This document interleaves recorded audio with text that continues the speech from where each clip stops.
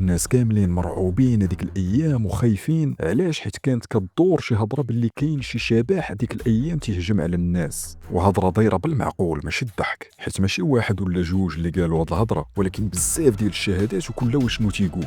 توماس واحد من هذوك الناس اللي ما كانوش مسوقين لهاد الهضره اللي تدور، وتيجي هادشي هذا غير تفاهه وخرافات وتخربيق وهضره خاويه. وديك الليله وهو غادي لدار والديه، كان ديك الساعه الليل بدا تيطيح الظلام، تيتلاقى بواحد جوج مسلحين غاديين حتى هما في الزنقه، وهضروا معاه وقالوا ليه رد بالك اخويا ما تمشيش بوحدك في الليل، راه الوقت خايب هاد الايام. نفس الهضره اللي قال لي صاحبه وهو خارج من البار.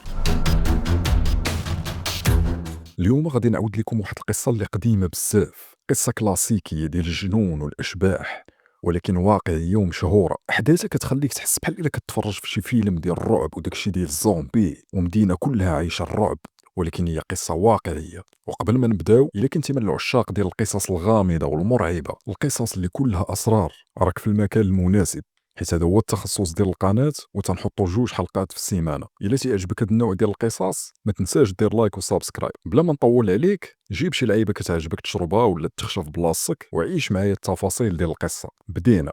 نهار 3 شهر 2 1804، واحد الشاب في عمره تقريبا ديك الساعه شي 22 عام، واللي كان سميتو توماس ميلوود. داك النهار كان جالس مع صحابو في واحد البار صغير كيف العاده في واحد المدينه اللي سميتها هامر سميث في انجلترا. وتيحس براسو معصب بزاف هذاك النهار، منيرفي غير بوحدو ومبرزط غير مع راسو، خصوصا انه كان واحد بنادم اللي ترونكيل اجتماعي وضحوكي. الخدمه ديالو كانت بناي، وديما مور الخدمه تيعجبو يمشي يجلس مع صحابو ويمشيو يجلسوا في هذاك البار الصغير. ولكن هذيك الليله كان تيحس براسو معصب بزاف، حتى من صحابو اللي مولف تيتجمع وتيضحك معاهم وينسى معاهم الخدمه والهم ديال الخدمه ومشاكلها. هاد المره حتى هما تعصب منهم، وهو جالس في البار وهما تيهضروا حداه وكل واحد واشنو تيقول، كيف ما تنقولوا حنايا بالدارجه ديالنا قولها وضحك عليها، هضره تافهه ومواضيع من هنا ومن هنا. شويه غادي يخبط عبله بالجهد بداك الكاس اللي كان شاد في يديه. كلشي سكت، تتسمع موراه غير السقيل، وكلشي ضارب باش يشوف فيه. هو حس براسو بحال زاد فيه واحد شويه، حضر راسو وقال لهم اسمحوا لي راه غير معصب شويه ما ديوش عليا، وهز الجاكيطه ديالو ومشى خارج من البار. واحد من صحابو بدا تيعيط عليه وهو خارج، قال ليه توماس شوف شوف، ورد بالك برا وانت خارج، راه الوقت خايب هاد الايام. ماشي بالدارجه من طبيعه الحال، ولكن حنا تنترجموا القصه كيف ما هي. توماس ما تسوقش ليه وكمل طريقه، خرج من البار وفين غادي يمشي مشى للدار ديال والديه اللي كانت قريبه تماك، ومشى باش يجلس معاهم واحد شويه يسخن شويه قدام الشوميني، حيت كان البرد ديك الليله بزاف، بين ما يوصل الوقت ويمشي يجيب مراته من الخدمه.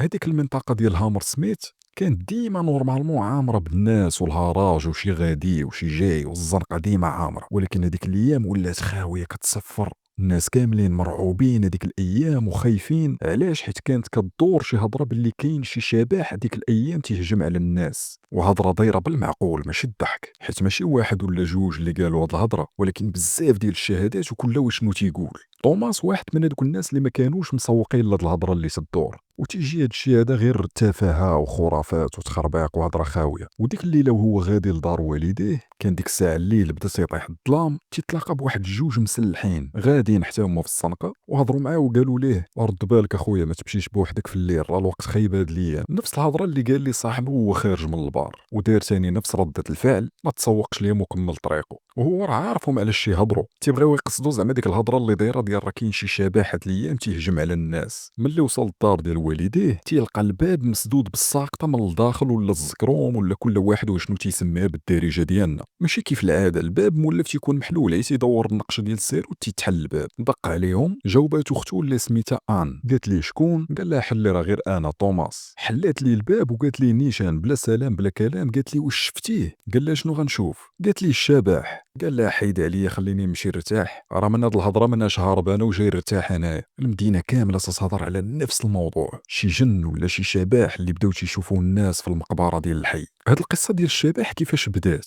بشي شهرين قبل تقريبا، شي واحد معروف تماك تيقولوا لي ولد الجزار باللغه ديالهم من طبيعه الحال، كان بغى يدير شي مقلب لصحابو ولبس هذاك اللباس ديال الاشباح. ما كاينش شي تفاصيل في القصه الحقيقيه بالضبط كيفاش داير هذا المقلب هذا، المهم انه داك الشيء كان على برا في الزنقه. شافوا شي واحد اللي كان غير دايز بالصدفه وتخلع ومشى هارب، وتيحساب ليه راه شباح ديال بصح. علق مخلوع وبقى تيعاود للناس وتيحلف، ومن تماك بدات الهستيريا. البوليس حققوا في هذه القضيه هذه وعرفوا تاكدوا انه راه غير مقلب، ولكن الناس ما تيقوش، تيقولوا راه غير البوليس بغاو يطمنوا الناس. علاش الناس ما بقاوش باغيين يتيقوا ولا يقتنعوا بالهضره ديال البوليس؟ وشنو اللي خلاهم يقتنعوا بصح بهاد القصه ديال الشبح؟ حيت كيف ما تنقولوا ملي سطح البقره تيكثروا الجناوه. ملي داك خينا قال لهم راه شفت شبح، بداو الناس حتى هما كل واحد وشنو تيقول. شي واحد خدام في المداخين حتى هو قال لهم راه شفت بعيني شبح تيغبر في الارض، يعني تيدخل في الارض. شي وحدين تيقولوا شفنا اشباح عندهم قرون، كل وشنو تيقول. والناس بعقلهم اللي كيهضروا تعطي شهادات بالمعقول اللي الا شفتيهم وسمعتيهم ما يكون عندك حتى شي خيار الا انك تيقهم. اضعف الايمان يدخلوك الشك.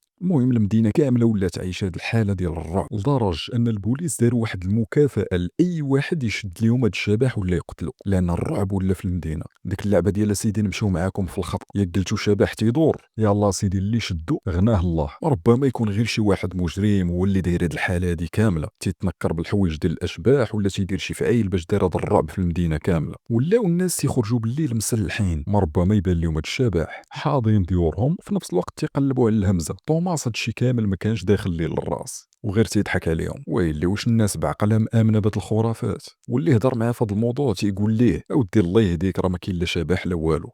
هذا غادي يكون غير شي واحد اللي سمع بالمقلب ديال ولد الجزار وناض دار بحالو وخدام تيرعب في الناس. لحد الساعه حنا مازالين في ديك الليله اللي مشى فيها توماس لدار والديه. من بعد ما خرج من البار اختو صدعات لي راسو حتى هي بهذا الموضوع، وهو وصلات لوقيته باش يمشي يجيب مراته. خرج ومشى باش يجيبها وهو معصب من بعد ما تناقش مع اختو حتى هي على نفس الهضره على الشباح ما الشباح. وبداك العصاب اللي فيه خرج هو تيتحلف من الدار على هاد الشبح النيت. ديك اللعبه ديال الله يجعلو يبان قدام هاد الشبح هذا باش مصدعيننا. بحال خرج شي يتمشى في هذيك الليله البارده في الشارع اللي حدا الدار النيت، تتبان ليه شي لعيبه تتحرك مور واحد الشجره قريبه من الدار. الدهشر في الاول وقال مع راسو هو يمكن جابو الله، ما يكون غير داك خينا اللي تيدير هذا المقلب ديال الشبح. هو هادشي اللي تيدور في راسو، وهادشي باش مقتنع شي واحد داير هذا المقلب ديال الشبح. هادشي كامل وقع حدا الدار. مازال توماس يلاه خرج من الدار غير تمشى واحد شويه اختو كتسمع شي غوته مجهده، خرجات كتجري. وفي نفس الوقت مع الدوره ديال هاد الشارع هذا كانوا جايين شي وحدين المسلحين كانوا حاضين تما ديك الدنيا تماك. تيبان لهم شي واحد اللي طايح في الارض وفوق منه بنت حدا وجهه طايحه على ركابها. من بعيد تما قالوا صافي هذا ما يكون غير شبح والضحيه ديالو جديده.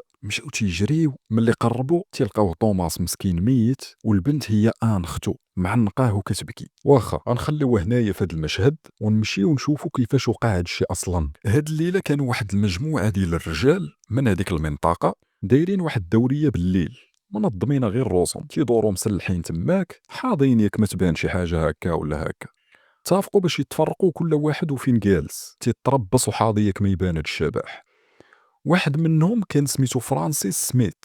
فين كان جالس هاد فرانسيس هذا؟ كان جالس حدا ديك الشجره اللي حدا الدار ديال توماس هذيك الليله مسكين كان مازال بحوايج الخدمه، حوايج الخدمه اللي بالصدفه كلهم بيضين. والهضره اللي دايره على هاد الشبح الناس يقولوا انه كله بيض ولا تيلبس غير البيض. وعاد زيد بالليل والظلام والرؤيه ما واضحاش، توماس شاف شي حاجه كتحرك مورا الشجره وقال هذا هو الشبح. وسميت اللي مورا الشجره شاف بنادم لابس غير البيض جاي قاصد وتيجري، قال هذا هو الشبح. هز السلاح وتيرا فيه في البلاصه، وكل واحد فيهم تيقول هذا هو الشبح. هذوك صحابو اللي قلنا كانوا جايين مع الدوره جاو حيت سمعوا ضربه القرطاس والغوته ديال توماس. تيلقاو صاحبهم سميت واقف مصدوم تيتمتم في الهضره وتيقول لهم تيسحاب ليا هو الشبح لابس كلشي بيض وجاي لعندي تيجري. فرانسيس سميت تحكم بالاعدام بتهمه القتل لان القاضي اعتبرها قتل عمد حيت ما تاكدش قبل ما يضرب، ولكن موراها بشي اسابيع قليله سميت جاه عفو ملكي وتحكم غير بعام واحد بدل الاعدام. وهاد القضيه ديال الشبح دار ضجه كبيره في المدينه وبسببها تبدل القانون ديال البلاد.